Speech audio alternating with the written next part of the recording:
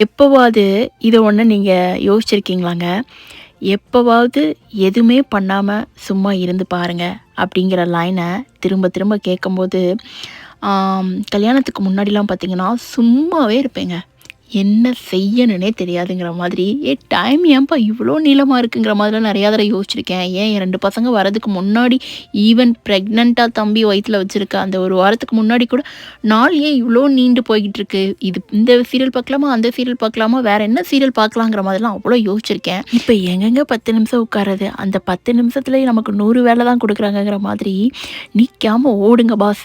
அப்படிங்கிற மாதிரி தாங்க மைண்ட் செட்லாம் ஓடிட்டுருக்கு. சரிங்கங்க. இதுலேருந்து நீங்கள் என்ன சொல்ல வரீங்க அப்படின்னு கேட்டிங்கன்னா, உங்கள நீங்கள் என்கேஜ்டா வச்சுக்கோங்க. சுற்றி என்ன நடந்தாலும் நம்ம மைண்டு, மனசும் ரிலாக்ஸாக இருக்கணும். அதுதாங்க நமக்கு தேவை. அதனால ஓடுங்க, ஓடுங்க, ஓடிட்டே இருங்க. அவ்வளோதாங்க. லஞ்சுக்கு சவ் சவ் கேரட் போட்ட பொரியல், புளிக்குழம்பு, காலையில் இட்லி, மதியம் ரைஸுங்க.